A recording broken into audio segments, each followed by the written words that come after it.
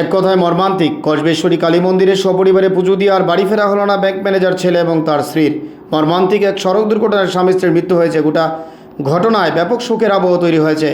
ঘটনার বিবরণে জানা যায়, 3 দিনের অফিস বন্ধ থাকায় ব্যাংক ম্যানেজার দিবাকর ঘোষ তার স্ত্রী প্রিয়ঙ্কা ঘোষ সহ মা বাবা এবং মাসিকে নিয়ে কসবেশ্বরী মায়ের মন্দিরে পুজো দিয়েছিলেন। পুজো পর্ব সম্পাদন করে মা বাবা এবং মাসিকে অন্য গাড়িতে উঠিয়ে দিয়ে বাড়ি চলে যেতে বলে তারা স্বামী স্ত্রী নৌকাঘাট ঘুরে বাড়ি যাবে এই সিদ্ধান্ত নিয়েছিল। তবে অদৃষ্টের নির্মম পরিহাসে দিবাকর এবং তার স্ত্রী মর্মান্তিকভাবে স্কুটি দুর্ঘটনার মুখে পড়ে। সবচেয়ে পরিতাপের বিষয় হচ্ছে, এই ঘটনাটা পেছন থেকে তার মা সহ অন্যরা প্রত্যক্ষও করে ফেলে। নিকটবর্তী টিএসআর ক্যাম্পের জওয়ানরা গাড়ি করে দিবাকর ঘোষকে হাঁপানিয়া হাসপাতালে নিয়ে যায়। অন্যদিকে প্রিয়ঙ্কাকে বিশালগড় হাসপাতালে নিয়ে যাওয়া হলে সাথে সাথেই মৃত বলে ঘোষণা করা হয়।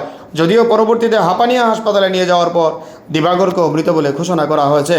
এই মৃত্যুর সংবাদ এলাকা জুড়ে ব্যাপক চাঞ্চল্য তৈরি করেছে। ব্যুরো রিপোর্ট, চ্যানেল আরজি। সবাই মিলে 5 জনে মিলে মুক্তি দিতিয়া হে গাড়ি তুললা কিন্তু আমরা খুঁজে গাড়ি দিয়ে দিতাম, গাড়ির স্কুটি দিয়ে নৌকা ঘাট যাইবো বলছে, নৌকা ঘাট যাইবো বলছে পরে তারপরে আমরা গাড়ি তুলছে, তারপরে নৌকা ঘাট যাইবো বলছে করতে করেছি গাড়ি অ্যাক্সিডেন্ট। আপনারা কি এই গাড়িতে ছিলেন? আমরা আরেকটা গাড়ি তুলছি। কি হলো ওইটা বলো না?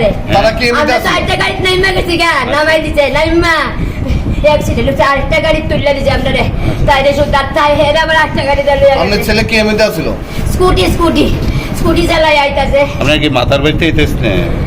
কসবাগালি বাড়ি। কসবাগালি বাড়িতে কোথায় যেতে আসলেন? আমরা তো বাড়ি যাবো গা, আর তারা নৌকা ঘাট যাইবো কইছে। আচ্ছা, তার বাড়ি কোথায়? তারা নৌকা ঘাট যাই আমরা একসাথে যাবো। তারা তো বিলুনিয়া থাকে, এমনি কালকে যাইবো, মানে বুধবারে যাবো বিলুনিয়া। আচ্ছা, এখন যাইতো না, এইটার লেগে